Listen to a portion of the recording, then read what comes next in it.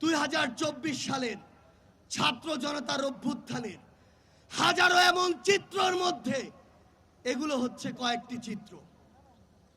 বিগত 16 বছর ধরে এই দেশে খুনি হাসিনা এই দেশের মানুষকে, জনগণকে বিভিন্ন ট্যাগ দিয়ে, বিভিন্ন রাজনৈতিক নাম দিয়ে, বিভিন্ন মতাদর্শের নাম দিয়ে যেভাবে খুন করেছে, যেভাবে জেলে নিয়েছে, যেভাবে মামলা দিয়েছে, হয়রানি করেছে, তা আমরা এখনই ভুলতে বসেছি।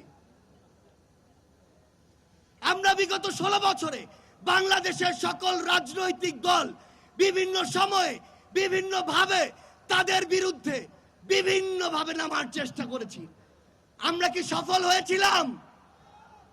বিগত 16 বছরে যখন আমরা এককভাবে বিভিন্ন ব্যানার নিয়ে রাজপথে ওই খুনির বিরুদ্ধে নেমেছি, আমরা কিন্তু সফল হইনি।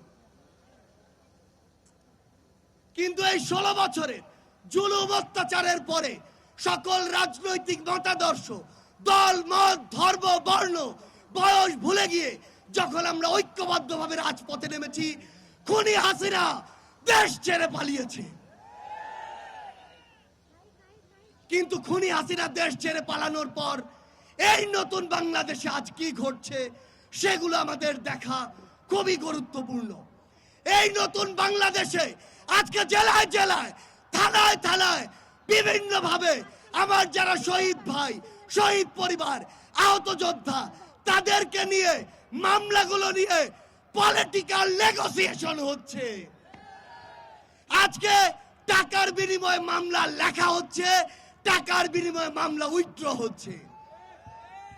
আমরা ওই পুলিশ সদস্যদের, বাংলাদেশ পুলিশকে একটি কথা স্পষ্ট করে জানাতে চাই, ওই খুনি হাসিনা বিগত 16 বছরে আপনাদের এই প্রতিষ্ঠানটিকে টিস্যুর মতো ব্যবহার করেছিল। যখন প্রয়োজন হয়েছে, যেভাবে প্রয়োজন হয়েছে, আপনাদেরকে ইউজ করেছে। আর দিন শেষে যা আত্মসম্মান গিয়েছে, যা মর্যাদা গিয়েছে, আপনাদের গিয়েছে, আপনাদের পোশাকের গিয়েছে। কিন্তু আজ এই অভ্যুত্থান পরবর্তী সময়ে আপনাদের ওই পোশাকটিকে যদি ওই খুনি হাসিনার দোসররা কিংবা অন্য কেউ কিংবা অন্য কোন গোষ্ঠী অন্য কোনোভাবে ব্যবহার করার চেষ্টা করে, তাহলে আপনাদেরকে এক সময় আস্থা করে নিক্ষেপিত হতে হবে। বাংলাদেশ সেনাবাহিনী 2009 সালে তাদের যে ইমেজ, সেই ইমেজটি হারিয়েছে। ওই বিডিআর হত্যাকাণ্ডে যখন তাদেরকে, তাদের অফিসার ভাইদেরকে হত্যা করা হয়, তারা নিশ্চুপ ছিল ওই খুনি হাসিনার চক্রান্তে, খুনি হাসিনার হুকুমে।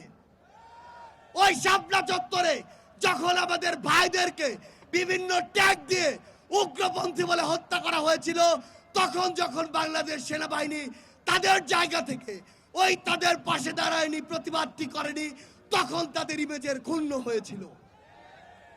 2024 সালে ওই কারফিউ দিয়ে খুনি হাসিনা যখন মসনদে টিকে থাকতে চেয়েছিল, তখন সেনাবাহিনী রাজপথে নেমে তাদের ইমেজের ক্ষুণ্ণ করেছিল। কিন্তু এই 24-এর অভ্যুত্থানে 5ই আগস্টে ওই খুনি হাসিনার হুকুমে এদেশের গণমানুষের উপরে গুলি না চালিয়ে, বুক ঝাঁঝরা না করে জনগণের পাশে দাঁড়ানোর জন্য সেনাবাহিনী তার পুরো আত্মসম্মান আবারও ফিরে পেয়েছে। কিন্তু আজ আমরা বাংলাদেশ সেনাবাহিনীকে শ্রদ্ধার জায়গায় রেখে একটি কথা স্পষ্ট করে বলতে চাই, ওই খুনি হাসিনা কিংবা তার দোসর কিংবা ভারতের কোন দালাল কিংবা কোন এজেন্ট যদি আপনাদেরকে ব্যবহার করে বাংলাদেশের মানুষের কাছে আসার, বাংলাদেশের মানুষকে আপনাদের মুখোমুখি করার বিন্দুমাত্র চেষ্টা করে, আমরা আপনাদেরকে আমাদের জায়গা থেকে বলে দিতে চাই, আহ্বান করতে চাই, এই চেষ্টা যেন সকলেই আমরা একসাথে প্রতিরোধ করি। আপনারা যেন আপনাদের জায়গা থেকে এমন কোন চেষ্টা বাংলার মাটিতে সফল হতে না দেন। আমরা স্পষ্ট করে আমাদের জায়গা থেকে বলে দিতে চাই, বাংলাদেশ সেনাবাহিনী সহ বাংলাদেশের যে কোনো প্রতিষ্ঠান যারা জনগণের দাবির সাথে থাকবে, জনগণের সাথে থাকবে, দেশের সাথে থাকবে, তাদের সাথেই শুধু জনগণ থাকবে। বাকিদের অবস্থা হবে ওই খুনি হাসিনার মতো।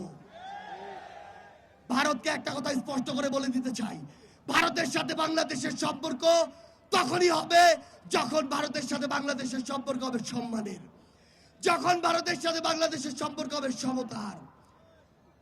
কিন্তু ওই ভারত বিগত 16 বছরে দেশের সাথে দলের যে সম্পর্ক করেছিল, ভারতের সাথে আওয়ামী লীগের যে সম্পর্ক করেছিল, সেই সম্পর্ক যদি আগামীতে তারা স্বপ্ন দেখে, সেই সম্পর্ক এই বাংলাদেশে আর কোনোদিন সফল হবে না। আমরা একটি কথা স্পষ্ট করে বলে দিতে চাই, এই বাংলাদেশে হিন্দু, মুসলিম, বৌদ্ধ, খ্রিস্টান, আমাদের পাড়ের ওই আদিবাসী ভাইরা আমরা একসাথে থাকবো, একসাথে লড়বো। কিন্তু কোন ধর্মের নাম করে, কোন জাতির নাম করে কেউ যদি আমাদের মধ্যে বিন্দু মাত্র কোন উগ্রবাদী চিন্তাধারা, উগ্রবাদী চক্রান্ত করার চেষ্টা করে, সকল ধর্মের যোদ্ধারা আমরা একসাথে তাদেরকে প্রতিহত করব। আমরা একটি কথা আমাদের জায়গা থেকে স্পষ্ট করে বলে দিতে চাই, সেটি হচ্ছে এই বাংলাদেশে বিগত 16 বছরে এই যে গুমগুলো হয়েছে, এই যে খুনগুলো হয়েছে, এই যে হত্যাগুলো হয়েছে, এই যে জুলুমগুলো হয়েছে, এই যে গণপ্রজাতন্ত্রী বাংলাদেশ, গণতন্ত্রের বাংলাদেশকে গণজুলুমতন্ত্রের বাংলাদেশে পরিণত করা হয়েছে, সেই বাংলাদেশকে আবার যদি কেউ ওই পুরনো কায়দায় ফিরিয়ে নিতে চায়, আমরা আর তাদেরকে সেই সুযোগ দিব না। আমরা কি সেই সুযোগ দিব? আমরা কি সেই সুযোগ দিব? আমরা কি 24-এর অভ্যুত্থানের সেই স্পিরিটকে ধারণ করি? আমরা কি সেই স্লোগানে গলা মিলাতে পারি?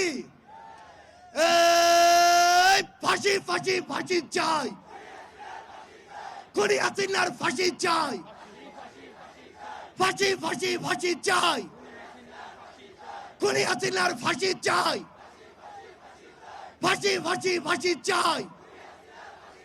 দিল্লি না ঢাকা,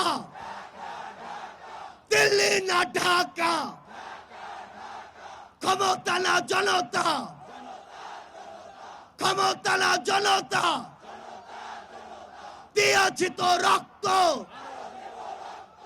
আরো দেব রক্ত, রক্তের বন্যায় ভেসে যাবে অন্যায়। আবু সাইদ মুক্ত, শেষ হয়নি যুদ্ধ, সাইদ ওয়াসিম মুক্ত, শেষ হয়নি যুদ্ধ, আবু সাইদ মুক্ত, শেষ হয়নি যুদ্ধ। আমাদের যুদ্ধ শেষ হয়নি, আমাদের লড়াই শুরু হয়নি। আমরা আমাদের লড়াইয়ের মাত্র প্রথম ধাপ অতিক্রম করেছি। আমরা বিশ্বাস করি ক্ষুদ্র ব্যক্তি স্বার্থ, দলীয় স্বার্থ, অন্য স্বার্থগুলোকে এক পাশে রেখে যদি 24-এর অভ্যুত্থানের মতো আমরা আবারও ঐক্যবদ্ধভাবে ওই ফ্যাসিস্টদের বিরুদ্ধে রাজপথে থাকতে পারি, তবে আমাদের যে বিজয়, আমাদের যে লড়াই, আমাদের যে সংগ্রাম, সেই সংগ্রামের বিজয় আবশ্যক। আমাদের আবারও দেখা হবে রাজপথের কোন লড়াইয়ে অথবা বিজয়ে। ইনকিলাব জিন্দাবাদ।